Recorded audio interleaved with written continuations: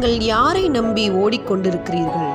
உங்கள் குடும்பத்தையா, உங்கள் கணவரையா, உங்கள் தொழிலையா, உங்கள் வீடு சொத்து சுகத்தையா, உங்கள் பலத்தையா, உங்கள் வருமானத்தையா? சற்று சிந்தித்து பாருங்கள். வேதத்தில் ஒரு வசனம், சங்கீதம் 40ஆம் அதிகாரம் 4வது வசனத்தில், அகங்காரிகளையும் பொய்யை சார்ந்திருக்கிறவர்களையும் நோக்காமல் கர்த்தரையே தன் நம்பிக்கையாய் வைக்கிற மனுஷன் பாக்கியவான்.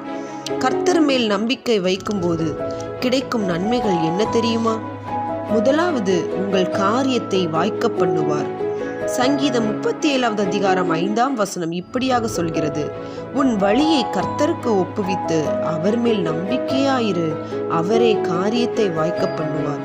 என்னென்ன காரியத்தில் அற்புதம் நடக்க வேண்டுமோ, திருமண காரியமாய் இருக்கட்டும், வேலையில் ப்ரமோஷனாய் இருக்கட்டும், இல்லை மனிதர்கள் கூடி அடைத்த வாசல்கள் கூட உங்களுக்காக கர்த்தர் திறந்து கொடுத்து எல்லா காரியத்தையும் வாய்க்க பண்ணுவார்.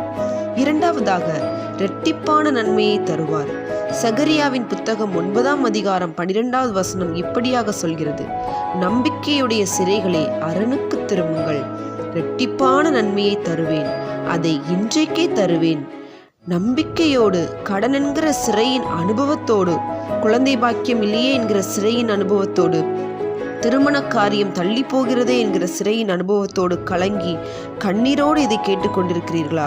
உங்களுக்காக தான் இந்த வார்த்தை.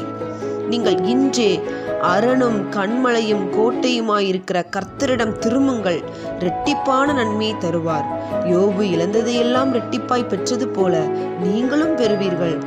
So keep your hope on God alone, not man. நீங்கள் உங்கள் நம்பிக்கையை மனிதர்கள் மேல் அல்ல கர்த்தர் மேல் வைக்கும் பொழுது அவர் உங்கள் காரியத்தை வாய்க்க பண்ணுவார், இரட்டிப்பான நன்மை தருவார்.